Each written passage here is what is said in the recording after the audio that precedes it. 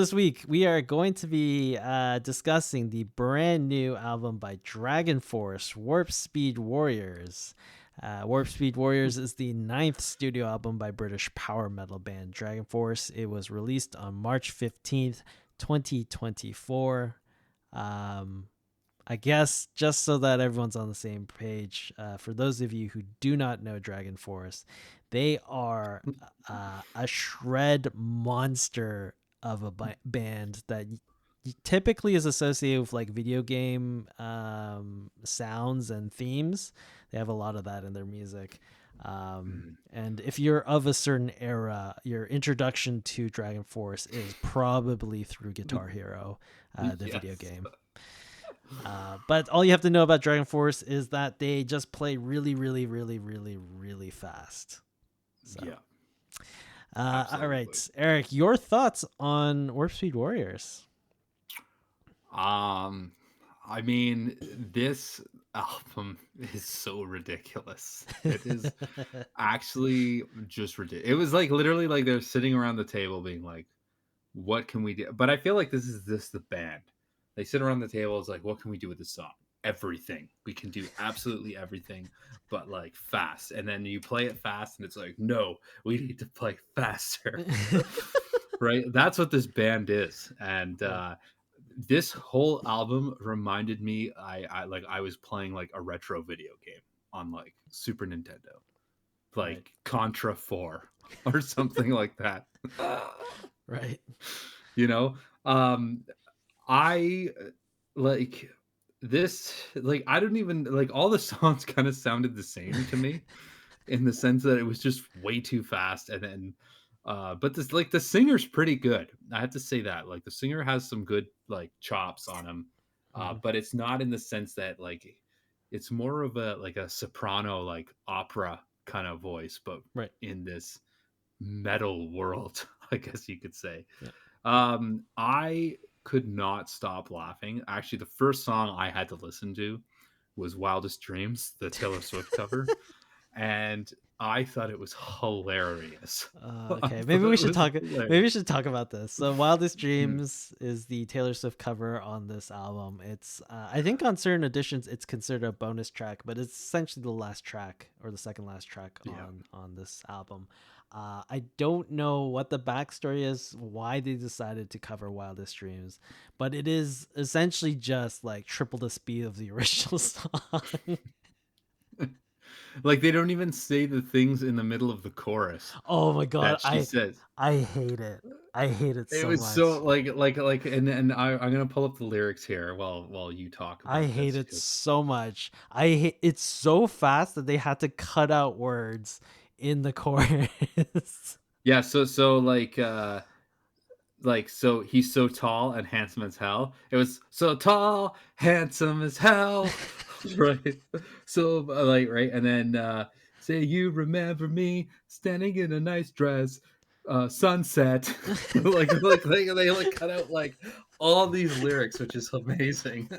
I don't know why. Like, just slow down the song and like it doesn't make sense why you're cutting out words in the chorus. It's crazy. And then it's like it was insane. So like some part of me is just like, there is no way that they can play this fast. Like I feel like their wrist with like they're gonna get severe carpal tunnel syndrome, and they're not gonna be able to move their wrists because it's just gonna be like like just, you know. Oh, but I don't know, this, like, I hated this cover with a passion, and it's mostly because it's too fast. And I get that that's the shtick this band does, but if it's so fast that you have to cut out words where it doesn't make sense anymore, like what's the point? Which is funny because if you listen to the actual song by Taylor Swift, like it has a meaning.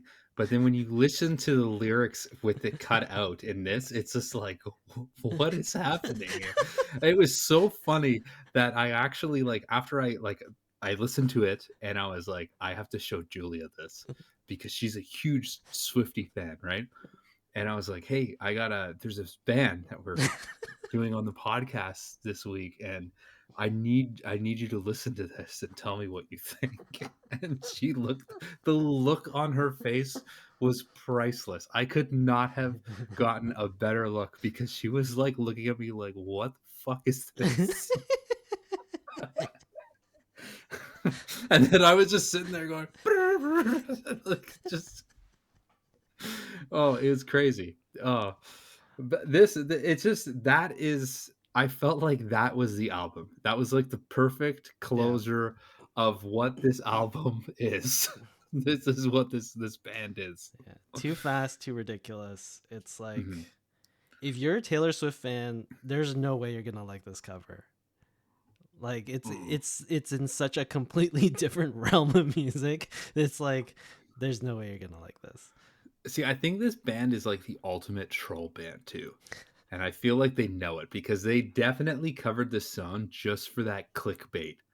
Oh Right? yeah, yeah, yeah. They're just like, "Oh, well, there's a Taylor Swift cover, like, what does this sound like?" Like, all the Swifties, and they're gonna be like, "What in God's name is it?" It's like when you beat Guitar Hero. You beat Guitar Hero, like, "This game is actually awesome, like, it's fun to play with friends," and then all of a sudden the closing credits is Through the Fire and Flames or whatever the Yeah, song is, yeah, and you're just like, "Oh my god," like, and it gives you a chance to play it. And only one of our friends has actually completed that song yeah. on 100, and it was actually like it was like my brain was in this other universe. So I can't even imagine watching these people play this live. Like, do you think that there is a chance that they speed up the tracks in the recording? Oh, no. I've actually seen Dragon Force live. I've never gone to like specifically their show, but I've seen them at the Mm, festival. They can play live. Like, there's a lot of videos online, just like, hey, Dragon Force doesn't actually know how to play their instruments, like all this garbage. But, um, for the most part, they are mm, able to play their songs at full speed live. Obviously, there are like a ton of overdubs and like 10 to 20 guitar tracks going at the same time on the studio album, which you can't replicate live because they're just mhm. like a 5-piece band. But they're able to do all those solos and everything That's live. crazy. Yeah. And then the guitar player, what the hell is his Herman name? Lee. Yeah, Herman Lee. He's just insane. Like, it's just insane. It's like he's I am convinced he's an android robot computer that's Yeah. just is like programmed solely to play. Like, he is one of the first renditions of AI, artificial music, just playing like these ridiculous riffs Yeah. that are just like like all he does is tremolo. That's it. That's all he does. Like, just like it's tremolo the entire song. Yeah. Yeah, no, it's just there's so much shredding on this. And then I guess going into like the main part of this album, outside of the cover, um, the second song, Power of the Triforce, like is a complete like Zelda tribute song, which leads into their Yes. video game sort of thing, which I get like that's their thing, but at the same time, when you're singing about like swords and Link and Zelda and Ganondorf, I'm just like this is a bit too much. hmm I mean, I thought it was kind of neat because it reminded me back playing Super Nintendo, like all those games, like, Zelda or like Ocarina of Time, Right. right? And it was kind of a cool, like, homage to that, but I thought it was just coming from musically, it was like, okay, I don't think I'm gonna listen to this album ever again. um yeah, I don't okay, so when I first listened to this album, I was like, okay, this is a pretty typical Dragon Force album. I'm not a big fan of Dragon Force, and I don't listen to every one of their albums, but I get what they're going for. And then when I listen to this album, I like it's not a bad album. It's not too bad. But Mhm. every subsequent listen to this album, I just got like super annoyed at this album. because I was just like, okay, I get it. You like shredding, you like really fast songs, and you just like ridiculous video game concepts. So like the more I listened to it, the more I started hating this album. And I feel like that might just be the nature of the genre slash music that they're playing. It's just like it's so over the top and extreme that the first time around it's like, okay, that was pretty cool. And then if you just keep putting that on repeat and loop, you're just like, okay, this is too much. This is way too much. And it just gets Mhm. worse and worse the more you listen to it.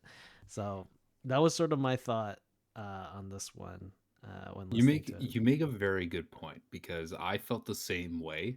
This is like watching a movie, like a good movie Mhm. that's like, oh, it's good. It's not bad. Like it's not my favorite, but like I enjoyed it.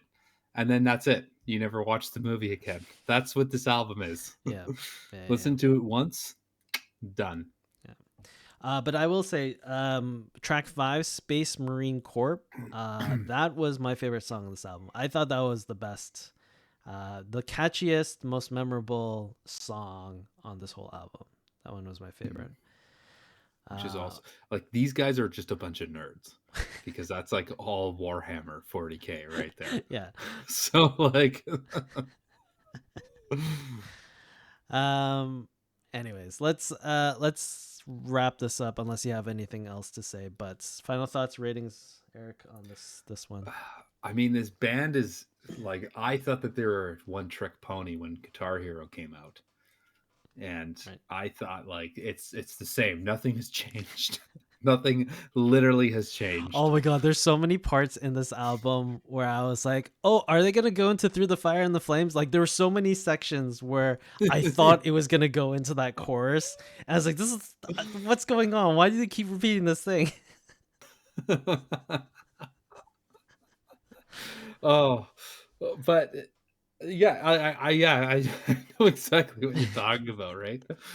But that's one trick pony right there, Yeah. right?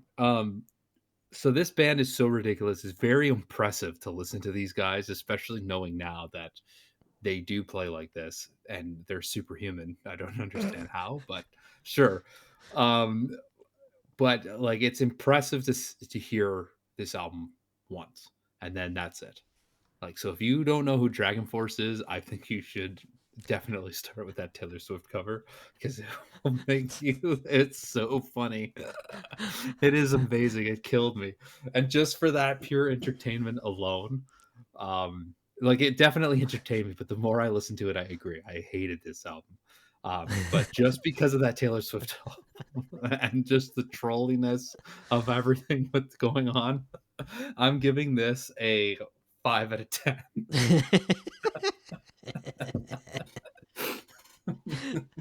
you know, I'm actually in the same boat as you because like when I was trying to think of like what the heck am I gonna give this in terms of a score, I was like, okay, it's not a good album. There's like, but it's not a trash album either because, like, yes, it's over the top and it's really freaking annoying, but for what it is. Because very clearly, all they wanted to do is just play fast and just shred the lights out of their guitars.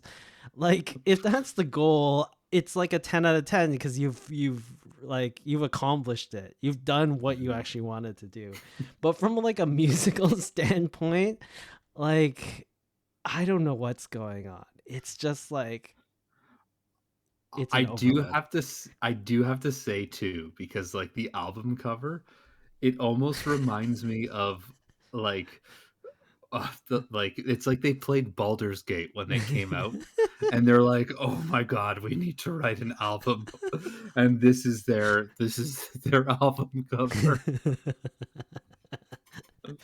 But yeah, I have to give it.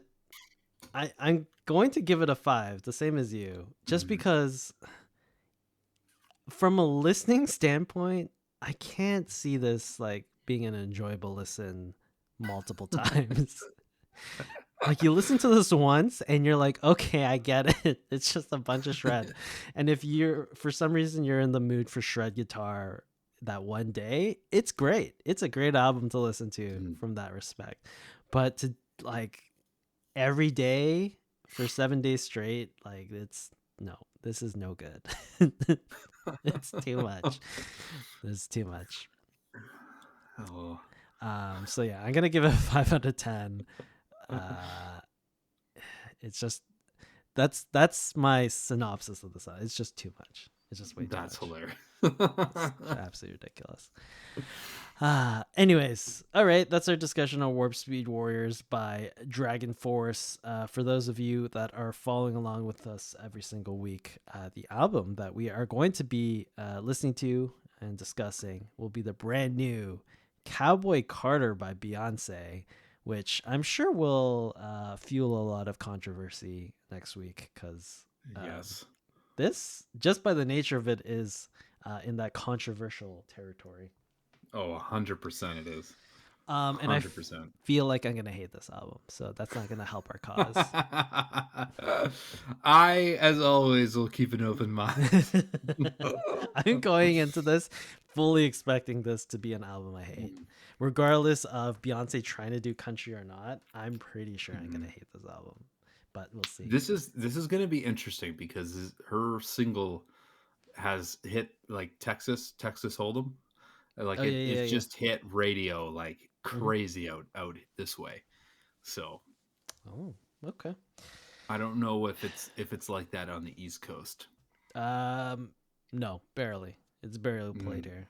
Like even okay. on when I do put country radio on, it's like Luke Combs all the time. Yeah. It's terrible. I can only listen to Luke Combs so much. So. It's horrible. Okay. All right. That's it for this week. Thanks everyone for tuning in. This is a Crossroads Music Podcast here at twitch.tv/the Crossroads Music Podcast. We're going to be back here on Monday at 10 p.m. ET, 7 p.m. PT. Catch us on Spotify, Apple Music, all the places where you get your podcasts, on YouTube. Eric will post his drink list for the west coast of Canada in their Discord, so follow us there if you need some recommendations. For chasing dragonflies trip, because then I can just list and babble on about all these places that are nowhere near where she's going. And yeah, that's it for the podcast for this week. Thanks everyone for tuning in, and we will catch you all next time. Cheers.